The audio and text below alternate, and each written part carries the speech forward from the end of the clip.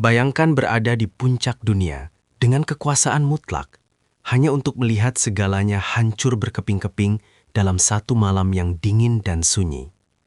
Inilah kisah tentang sebuah kejatuhan yang menyakitkan, di mana sisa-sisa kejayaan berubah menjadi debu, hingga sebuah tangan tak terduga datang menyelamatkan dari arah yang paling mustahil saat semua pintu tampak telah tertutup rapat. Di lantai 40, sebuah gedung pencakar langit yang mendominasi Cakrawala Jakarta, Adrian berdiri menatap hamparan lampu kota yang berkelap-kelip seperti permata berserakan. Pria berusia 35 tahun itu adalah definisi dari kesuksesan modern. Sebagai CEO dari Nusantara Logistik, sebuah perusahaan rintisan yang bertransformasi menjadi raksasa pengiriman dalam waktu kurang dari 7 tahun, Adrian memiliki segalanya, rasa hormat, kekayaan yang tak habis 7 turunan, dan pengaruh yang mampu menggerakkan kebijakan pasar. Ruang kerjanya adalah sebuah mahakarya desain interior, dengan dinding kaca anti peluru, meja kayu jati utuh yang diimpor dari pedalaman Jawa, dan aroma kopi premium yang selalu memenuhi udara. Namun, di balik setelan jas Italia seharga ribuan dolar itu, terdapat hati yang perlahan mengeras. Baginya, angka adalah segalanya. Karyawan hanyalah komponen dalam mesin besar, dan empati adalah kelemahan yang tidak punya tempat di papan catur bisnis yang kejam. Dia sering melutakkan wajah-wajah orang yang bekerja lembur di gudang-gudang pengapnya, hanya peduli pada grafik pertumbuhan yang harus selalu menanjak tajam setiap kuartal. Kehancuran itu tidak datang dengan ledakan besar, melainkan dengan retakan-retakan halus yang diabaikan oleh kesombongan. Semuanya bermula ketika Baskoro, tangan kanan sekaligus sahabat yang telah menemaninya sejak masa kuliah, melakukan pengkhianatan yang sangat rapi.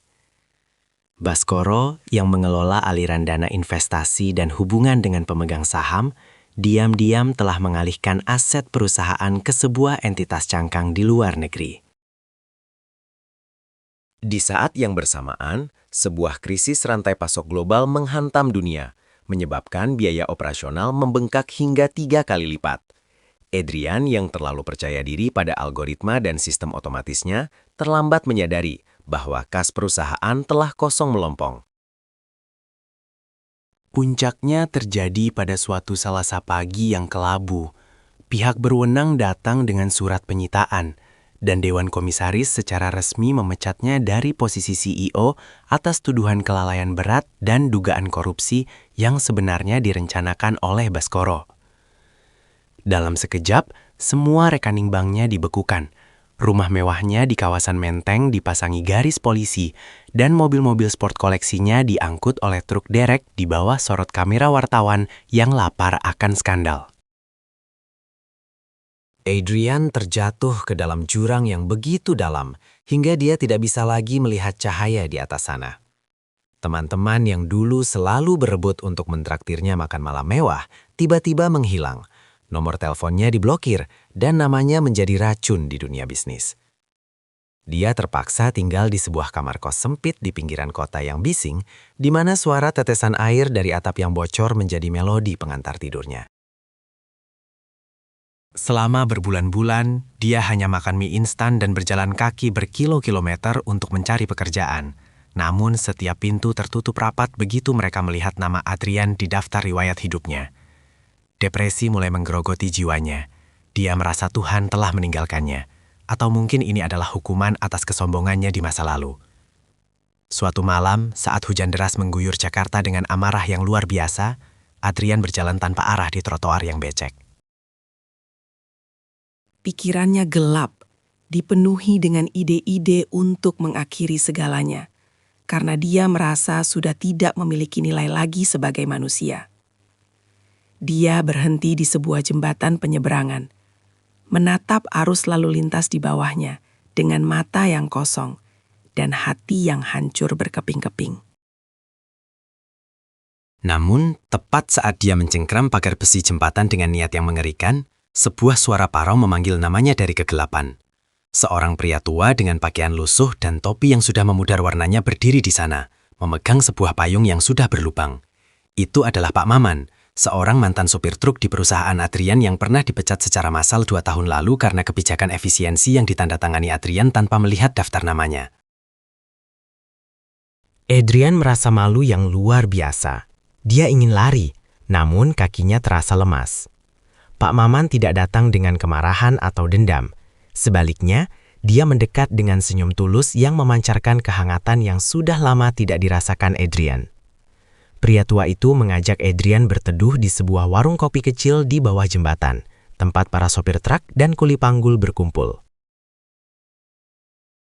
Di sana, di antara aroma rokok kretek dan uap dari gelas kopi hitam yang murah, Pak Maman menceritakan sesuatu yang mengubah segalanya. Rupanya, setelah dipecat, Pak Maman dan beberapa rekan sopir lainnya tidak menyerah. Mereka menggunakan uang pesangon yang kecil, yang dulu dianggap Adrian sebagai angka remeh, untuk membentuk sebuah koperasi kecil bernama Sobat Jalan. Mereka membeli beberapa unit truk tua yang hampir menjadi besi tua dan memperbaikinya sendiri. Pak Maman berkata bahwa mereka selalu mengingat satu hal tentang Adrian. Meskipun Adrian dingin, dia adalah orang yang sangat disiplin dalam membangun sistem logistik. Mereka tetap mengikuti perkembangan berita dan tahu bahwa Adrian telah dijebak oleh Baskoro. Pak Maman kemudian mengeluarkan sebuah amplop coklat yang sudah kumal dari balik jaketnya. Di dalamnya terdapat dokumen kepemilikan sebuah lahan kecil di pinggiran kota yang dulu pernah dibeli Adrian atas nama Yayasan Karyawan. Sebuah tindakan kecil yang dia lakukan hanya untuk tujuan pengurangan pajak bertahun-tahun lalu dan telah dia lupakan sepenuhnya. Lahan itu sekarang berada di tengah zona pembangunan ekonomi baru dan nilainya telah melonjak ribuan %. Pak Maman dan rekan-rekannya telah menjaga lahan itu, menolak semua tawaran pengembang, karena mereka tahu suatu hari nanti sang kapten, panggilan mereka untuk Adrian, akan membutuhkan jalan untuk kembali. Air mata Adrian tumpah, bercampur dengan sisa air hujan di wajahnya. Dia menyadari bahwa pertolongan Tuhan tidak datang dalam bentuk malaikat bersayap, melainkan melalui orang-orang yang pernah dia abaikan dan sakiti. Dengan modal dari lahan tersebut dan dukungan penuh dari para sopir truk yang setia, Adrian mulai membangun kembali dari nol. Kali ini, dia tidak membangun Nusantara Logistik yang dingin, melainkan Karsa Nusantara, sebuah perusahaan logistik berbasis komunitas, di mana setiap karyawan adalah pemilik saham.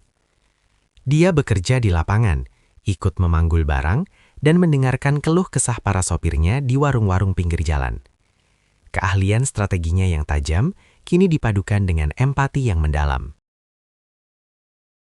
Dalam waktu 2 tahun, perusahaan barunya berkembang pesat karena loyalitas karyawannya yang luar biasa dan kepercayaan pasar yang pulih melihat integritasnya yang baru. Baskoro akhirnya tertangkap di luar negeri atas kasus pencucian uang lainnya, namun Adrian tidak lagi merasa perlu membalas dendam. Dia menyadari bahwa jatuh paling dalam adalah cara Tuhan untuk membersihkan hatinya dari kesombongan, agar dia bisa naik kembali dengan fondasi yang jauh lebih kuat dan bermakna. Kini, setiap kali dia berdiri di kantor barunya yang sederhana namun penuh semangat, dia selalu teringat bahwa kesuksesan sejati bukan tentang seberapa tinggi kita bisa memanjat, melainkan tentang seberapa banyak tangan yang kita genggam saat kita berada di atas maupun di bawah. Terima kasih telah menyimak kisah perjalanan penuh hikmah ini sampai akhir. Jika cerita tentang kebangkitan dan pertolongan tak terduga ini menyentuh hati Anda, jangan lupa untuk menekan tombol like dan subscribe agar tidak ketinggalan konten-konten inspiratif lainnya. Bagikan juga video ini kepada mereka yang mungkin sedang berjuang di titik terendah agar mereka tahu bahwa harapan itu selalu ada. Sebagai penutup, kami ingin menyapa Anda semua. Dari kota atau daerah manakah Anda sedang menonton video ini sekarang? Silahkan tulis di kolom komentar di bawah. Sampai jumpa di kisah selanjutnya.